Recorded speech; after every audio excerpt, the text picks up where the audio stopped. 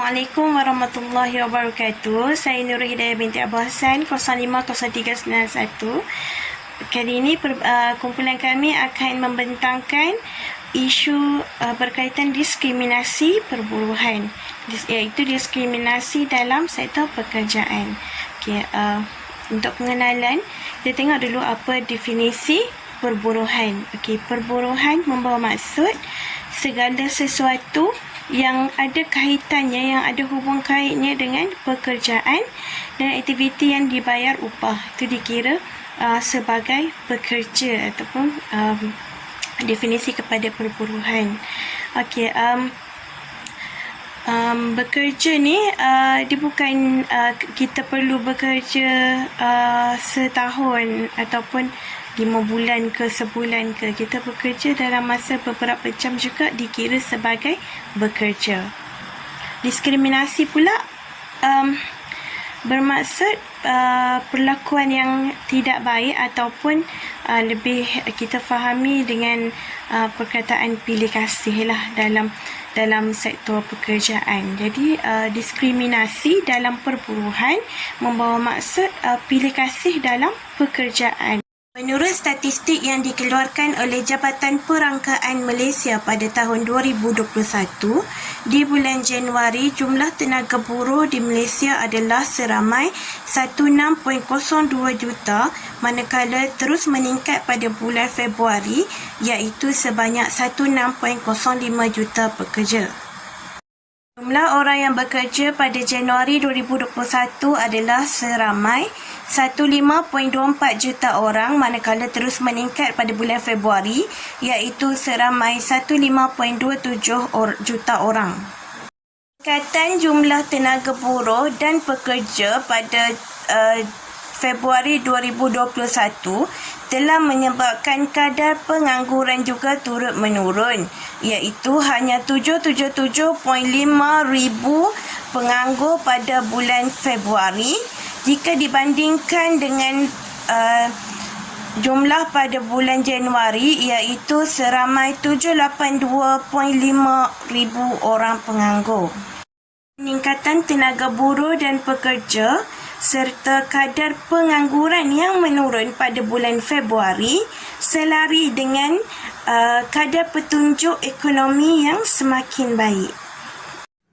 Assalamualaikum, saya Nisa Fidai 049854. Berikut adalah isu-isu utama yang melibatkan diskriminasi dalam pekerjaan yang dapat kita lihat melalui aspek kaum, gender dan agama. Di Malaysia, walaupun mempunyai rakyat yang berbilang kaum dan mengamalkan perpaduan, namun masih timbul isu-isu yang boleh menggugat keharmonian kaum. Salah satu isu yang sering berlaku Antara isu yang sering berlaku adalah melibatkan perbezaan kaum terhadap layanan terhadap kaum Melayu dan India yang ingin menceburi pekerjaan dalam bidang swasta dan organisasi besar ataupun persendirian, di mana mereka diberi pandangan yang rendah oleh pihak organisasi terhadap kemampuan dan kemahiran mereka. Kebanyakan mereka sukar untuk mendapatkan tempat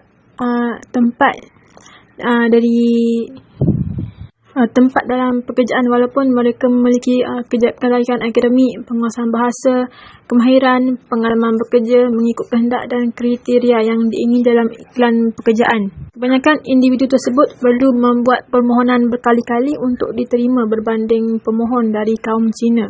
Bagi aspek gender, wanita sering terpalit diskriminasi dalam pekerjaan sama ada bidang kerajaan, swasta ataupun organisasi persendirian.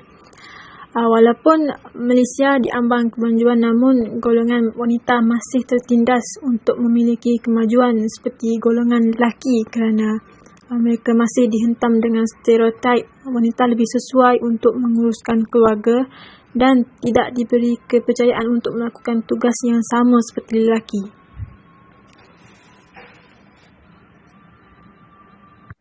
Mereka diragui kemampuan untuk menjalankan tugas yang dipegang lelaki seperti memimpin ataupun mendapat jawatan-jawatan yang penting, menjalankan projek. Selain itu, dalam pemilihan pengambilan pekerja wanita, seringkali isu mengenai umur, komitmen ataupun status akan dipersoalkan sebelum mereka diambil untuk bekerja. Selain itu, mereka juga mengalami persekitaran yang negatif dan sering mengalami gangguan dalam pekerjaan, di mana kebanyakan isu-isu ini boleh mengganggu tekanan dan menyebabkan mereka sukar untuk meningkatkan prestasi yang boleh menjejaskan produktiviti mereka sebagai seorang pekerja. Rukun negara menggariskan kepercayaan kepada Tuhan sebagai prinsip pertama dalam rukun negara. Yang ini bermakna individu berhak untuk mengamalkan agama dan kepercayaan masing-masing. Dalam isu penindasan dalam pekerjaan yang melibatkan agama, isu-isu yang sering timbul adalah seperti isu pengambilan pekerja wanita bertudung dan larangan untuk memakai tudung sewaktu bekerja. Bagi agama lain seperti penganut Sikh, di mana mereka dilarang untuk memakai turban.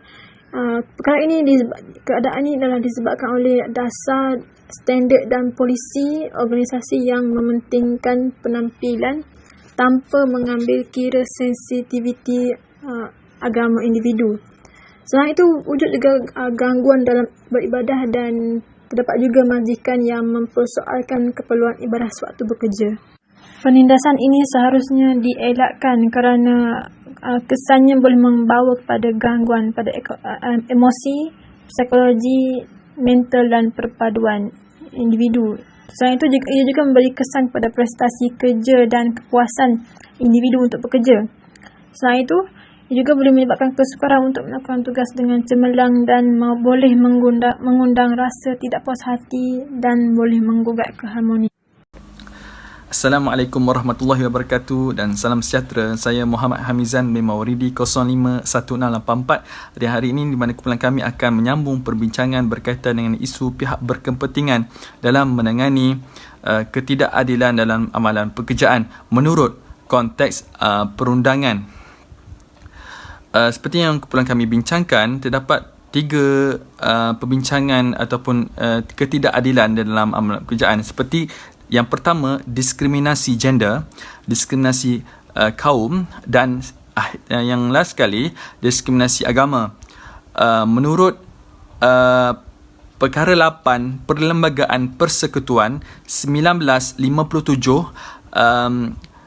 isu melarang segala bentuk diskriminasi terhadap sesiapa yang menggunakan dasar agama, bangsa, keturunan, tempat lahir ataupun jantina di dalam perhatikan apa-apa jawatan atau pekerjaan di bawah sesuatu pihak berkuasa ataupun dalam pentadbiran mana-mana undang yang berkaitan.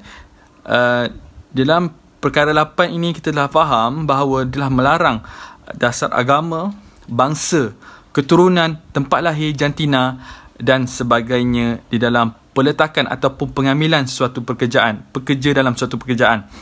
Di mana perkara ini perlu dimahami oleh pekerja itu sendiri. Pekerja dan perlu memahami akta dan hak mereka. Dan yang kedua, majikan perlu memastikan segala keperluan pekerja dapat dipenuhi jika tidak mahu apa-apa yang buruk terjadi kepada mereka.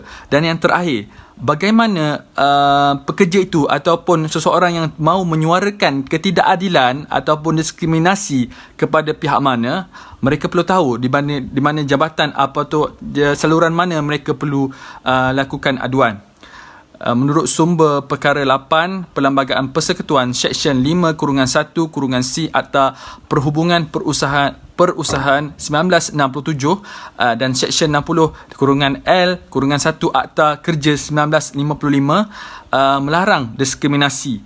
Majikan untuk melakukan diskriminasi kepada seseorang berkenaan pekerjaan, kenaikan pangkat ataupun meletakkan syarat-syarat tertentu. Sebagai contoh, nak naik jawatan ni perlu perempuan, nak naik jawatan ni perlu daripada agama ini, dan ditukarkan tempat ini perlu berdasarkan spesifikasi ini. Peraturan ataupun spesifikasi itu perlu berlandaskan konteks perundangan dan perlu berdasarkan perkara yang betul. Tidak boleh meletakkan diskriminasi, sebarang diskriminasi dalam suatu pekerjaan itu. Dan seterusnya, kita lihat dalam konteks ketidakadilan gender. Perkara ini telah dibawa melalui suara Kementerian Pembangunan Wanita dan Keluarga melalui Dasar Wanita Negara. Dasar Wanita Negara ini berhasrat untuk membangunkan dan mengaruspersadakan kepentingan wanita di dalam sektor pekerjaan. Terdapat banyak suara wanita yang dibawa di dalam Dasar Wanita Negara dan pelbagai isu-isu sosial berkaitan dengan wanita dibawa dalam dasar ini dan terus diperbagaikan dan perdana aruskan untuk kepentingan wanita. Antara objektif Dasar Wanita Negara adalah meningkatkan dan mengukuhkan perkongsian adil dan saksama antara wanita dan lelaki dalam semua aspek kehidupan, terutama dalam perbincangan kami ini dalam konteks pekerjaan. Di mana Assalamualaikum warahmatullahi. Saya Ahmad Syakir Aflah, 051273. Jadi seterusnya kepada bahagian cadangan kepada penyelesaian masalah.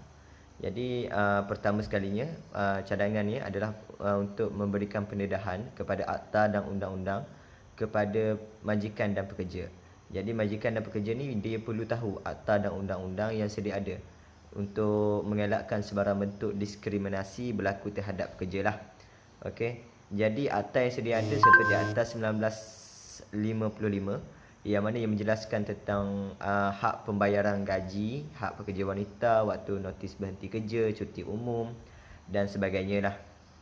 Okey. Jadi penjelasan tentang akta tersebut perlulah didedahkan kepada majikan dan pekerja secara jelas dan terang, dan kerajaan perlu mengambil tindakan yang adil bagi mana-mana syarikat ataupun mana-mana majikan yang melanggar akta tersebut ataupun undang-undang tersebut. Jadi seterusnya cadangan kedua, kesatuan sekerja dia perlu memberikan perlindungan kepada ahlinya. Kesatuan sekerja ni adalah satu organisasi yang mana berperanan mewakili semua pekerja di tempat kerja. Okey. Jadi kesatuan sekerja ni dia berperanan sebagai kumpulan pendesak di tempat kerja supaya dia mempengaruhi keputusan yang akan dikeluarkan oleh majikan lah untuk kebajikan pekerja. Jadi kesatuan sekerja ni dia hendaklah bertanggungjawab menyelia sistem perhubungan bersama dengan pihak pengurusan di tempat kerja supaya kebajikan pekerja sentiasa dilindungi. Kesatuan sekerja juga berperanan dalam memastikan kedudukan gaji dan faedah-faedah kewangan yang diperoleh pekerja sentiasa dioptimalkan. Jadi dengan peranan yang dimainkan oleh kesatuan sekerja, pelbagai bentuk diskriminasi di tempat kerja terhadap golongan wanita dan LKU ini akan dapat diatasi. Terima kasih.